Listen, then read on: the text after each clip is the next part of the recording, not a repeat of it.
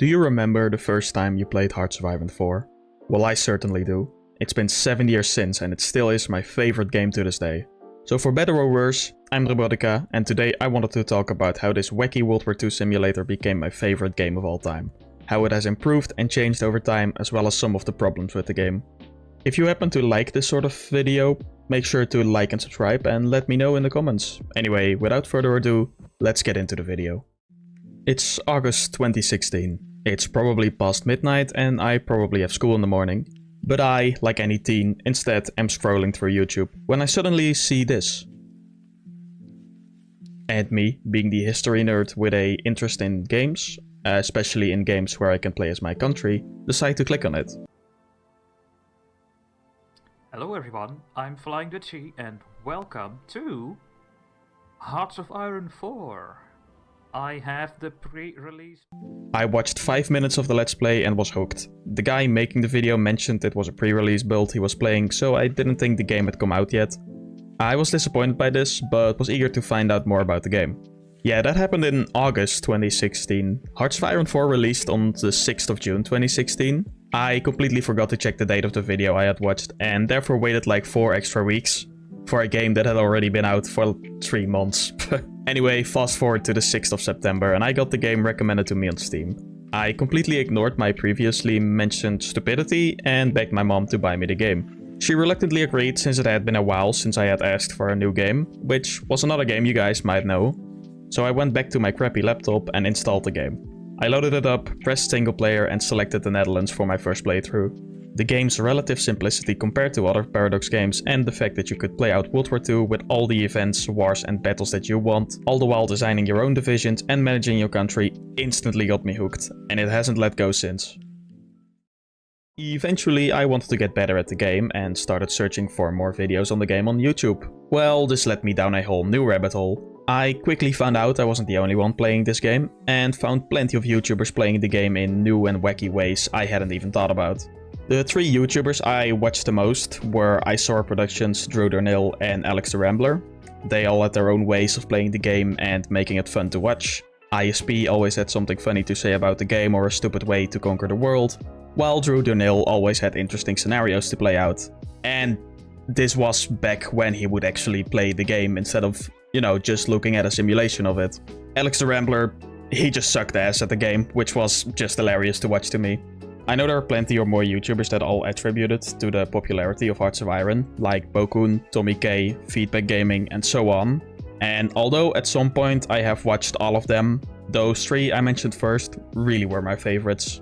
I think what makes Hearts of Iron so popular is not only the YouTubers playing it, of course. It also comes from the fact that the barrier to entry is lower since the base mechanics are relatively easier compared to the other Paradox games. And that the time period it takes place in has a larger fanbase in general, because I myself was also interested in World War II before playing Hearts of Iron, and so were many others, I presume. What makes Hearts of Iron even better in my opinion are the mods and the modding community. The backbone of any good Paradox interactive game is a strong modding community, and Hearts of Iron certainly has one of the strongest. As quickly as I got into the game, I also got into the Steam Workshop to find mods to enhance the flavor of the game. Because in the first few years, besides the major nations, only Poland had a focus tree. Later in 2016 we got focus trees for the British Dominions with the Together for Victory DLC, but those weren't that great either. I think I only enjoyed the Canadian focus tree, but that was because you could become independent and invade the US before they could build up a military. Which was fun. I mean, you can still do that, it's just not as easy anymore. Anyway, this left me at the mercy of mods, and they sure delivered. At first, it was mostly individual mods that each gave a single nation a focus tree. I quickly found the Dutch Lion Roars Again mod and was just so happy to have a focus tree for my favorite nation. Later I found the Hollandia Historica mod. It added a lot more than just a focus tree to the Netherlands. It also gave custom events and decisions. All of those events and focuses got me even more into the game. Even though with the Man the Guns DLC, the Netherlands got a proper vanilla focus tree, those 2 mods are still my favorites of all time. Because they made those first few years just that much more special and fun to me. Later we got bigger mods like Millennium Dawn and the Road to 56, that are all great mods in their own right. Yet nothing came close to the juggernaut of all Hearts of Iron 4 mods, Keiserreich, Legacy of the Weltkrieg. When I first played Keiserreich, it already had so much more flavor in contrast to Vanilla Hearts of Iron. To this day, I think I played more Keiserreich rather than Vanilla Hearts of Iron. With the popularity of Keiserreich, we got a whole bunch of alt history mods. Some of them good, like Tausendweg Reich or the New Order. Some of them were good or okay, but they only lasted for a few updates like Après moi le déluge and the Sunsets. And some were just outright hilarious and stupid, like the 20 different what if insert nation won World War I or Führerreich. Yet all of these mods got covered by one or more YouTubers and were a joy to watch as well as play them yourself. There are plenty of other great mods I could talk about, like the Great War mod or Equestriad War, but it would take hours to cover them all in a way that does them justice. When I initially bought Hearts of Iron 4, I immediately started trying to get my friend to play it as well, so I started talking about the game to him. This didn't work until eventually I showed him the game when over at his place. After I showed him the game and got him to play for a bit, he finally told me he would consider getting the game himself. Well, the next day he told me he had bought the game. So first chance we got, we started doing wacky multiplayer games together. I like playing the Netherlands and he liked playing Sweden. So what we did was both pick our nations and try to conquer the world together. Those were good times. Eventually, I got bored of doing that and suggested we did a game in which we would eventually fight each other. He reluctantly agreed, and for our first match we played what we normally did. I picked the Netherlands and he picked Sweden. So after I conquered the Allies and he conquered the Soviets, we declared war on each other. First game we did that, I tried to naval invade him with about 300 divisions, and lost them all after the invasion landed and he encircled all of them. Yeah. However, the second time I sneaked in a naval invasion through Ukraine, and from there I pushed into Scandinavia where he eventually managed to stop my advances. So who was better? I don't know. It didn't matter to me as long as we had fun. Over the years we did several more 1v1s, so to speak, but with mods dedicated to playing 1v1s. We both won a couple of those games and I think we're about equal in wins as of now, but we never really kept a score. I also took part in 2 mass multiplayer matches in the Tommy K Discord server. I enjoyed both times, but I am not really interested in doing it again because they take so long to get going, and when they do get going, it's just so slow. First one I did, I played the Netherlands, no surprise there, and through some wacky shenanigans I managed to take over Belgium and Luxembourg. I eventually ended up working together with the Germans and we fought an insanely strong United Franco-Spanish nation and Russia. Unfortunately, the German player had a crappy air force, so we eventually lost that game. Although, I did manage to hold my front against the French until the Germans fell. Second one was with the friend I mentioned earlier and we played in Scandinavia. He ended up as Norway while I was Finland.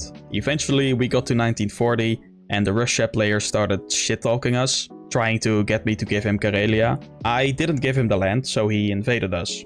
About 1 month later we marched into Leningrad, and after that the game kind of started falling apart. But, you know, marching into Leningrad was very fun for us. Of course, I will admit that Hearts of Iron isn't a perfect game. And sometimes Paradox has done some stupid things, like overpriced DLC with a relative low amount of content, like with the Battle of the Bosphorus DLC, even though I personally really liked that one, cause it made Bulgaria really fun to play. I also heard they locked several achievements behind a paywall, forcing you to buy the DLC to be able to get them.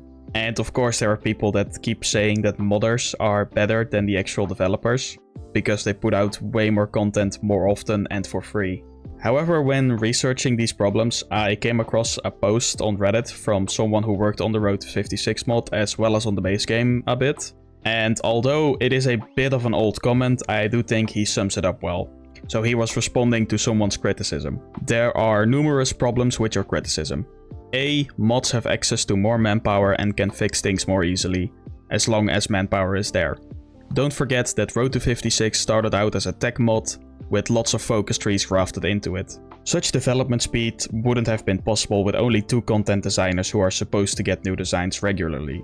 In addition to that, Hearts of Iron doesn't make a huge amount of money. It keeps the game going, but it's not tremendous compared to other genres. Compared to other game companies, they crunch less, which should be considered a very good thing. And whether you think this explanation justifies the problems or not, it does at the very least explain them. Currently, I think the game is in a pretty decent state. We got lots of new content since the game released, with a new DLC on the way as we speak, one for which I am very excited, because I love playing the Winter Wars Finland. The game also has a daily player base of over 40,000 active players on Steam. Modders aren't slowing down either, with great mods still receiving updates and new ones popping up every day. Content creators still keep getting plenty of views in a way that even a complete idiot like me can get decent views from posting videos of the game. Hearts of Iron 4 has brought me much joy over the past years and will continue to do so in the future. Even if I get burned out with the game sometimes, after a while I always end up back on the game enjoying it like I always did. But what do you guys think? Got any stories or thoughts about the game of your own? Make sure to comment them and I'll make sure to read all of your comments. I would like to end this video with a thank you to all the people I mentioned in the video. Thank you to Flying Dutchie, who made the video that got me into the game. Thank you to the content creators for making continuously great content on the game. Thank you to the modders for always finding new and fun ways to improve the game. Thank you to my friend for always putting up with me when I annoyingly asked for another 1v1. And a special thanks to Paradox Interactive and the team that made Hearts of Iron 4 for making the game we all love and enjoy. And that's my tribute to Hearts of Iron 4. If you made it this far in the video, thank you so much for watching. Make sure to like and subscribe and tell me your thoughts on the game. That's all. Houdoe.